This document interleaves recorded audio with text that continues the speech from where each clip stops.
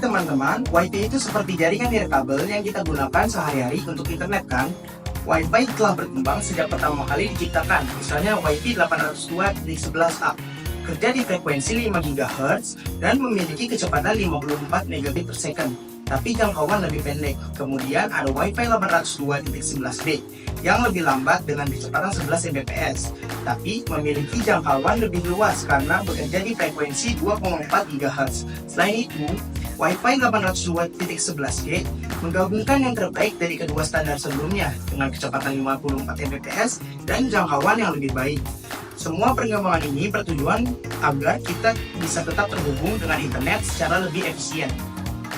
Selanjutnya, WiFi semakin canggih 802.11n atau WiFi 4 muncul dengan dukungan untuk dua frekuensi 2,4 GHz dan 5 GHz, serta teknologi MIMO yang memungkinkan penggunaan beberapa antena untuk meningkatkan kecepatan dan jangkauan. Kemudian ada 802.11ac atau WiFi 5 yang memberikan kecepatan lebih cepat lagi hingga beberapa Gbps dan mendukung teknologi beamforming untuk sinyal yang lebih fokus. Lalu hadir 802.11ax atau WiFi 6 yang lebih efisien terutama di tempat ramai karena teknologi OFDMA dan MU-MIMO yang memungkinkan banyak perangkat terhubung dengan cepat dan efisien. WiFi 6E juga memperkenalkan frekuensi baru 6 GHz yang membantu mengurangi kemacetan pada jaringan.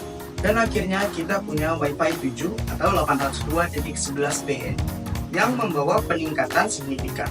WiFi 7 menggandakan bandwidth hingga 320 MHz dan mampu mencapai kecepatan transfer data hingga 46 Gbit per second.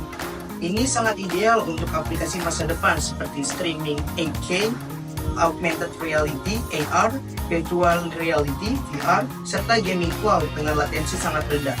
WiFi 7 benar-benar dirancang untuk masa depan konektivitas yang lebih cepat dan lebih responsif. Kita juga tidak asing dengan Bluetooth. Ini adalah teknologi yang kita gunakan untuk menghubungkan perangkat seperti headset atau speaker ke ponsel. Kelebihannya adalah sangat hemat daya sehingga cocok untuk perangkat kecil seperti jam tangan pintar. Namun, karena jangkauannya terbatas dan kecepatan transfer datanya rendah, Bluetooth lebih cocok untuk komunikasi jarak pendek. Zigbee. Ada juga teknologi Zigbee yang mungkin kurang populer, tapi sangat penting untuk perangkat rumah pintar seperti lampu otomatis atau sensor keamanan. Zigbee hemat daya dan bisa menghubungkan banyak perangkat dalam jaringan mesh yang luas. Meskipun kecepatan transfer datanya tidak secepat Wi-Fi, Zigbee ideal untuk perangkat yang hanya memerlukan data rendah, namun tetap harus selalu terhubung. Terakhir, kita punya WiMAX yang berbeda dengan Wi-Fi.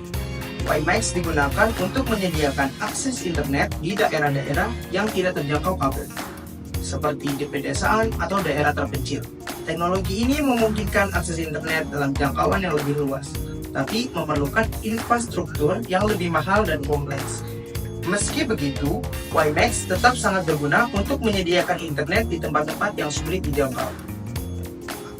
Jadi untuk menyimpulkan, semua teknologi ini punya kelebihan dan kekurangannya sendiri.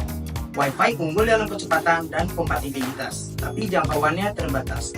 Bluetooth sangat hemat daya untuk perangkat kecil dan komunikasi jarak pendek. Zigbee ideal untuk rumah pintar dengan jangkauan luas, tapi kebutuhan data rendah. Sedangkan WiMAX adalah solusi untuk menyediakan internet di daerah yang sulit dijangkau. Dengan memahami perbedaan ini, kita bisa memilih teknologi yang paling sesuai dengan kebutuhan kita. Apakah itu untuk penggunaan di rumah, di kantor, atau di daerah terpencil.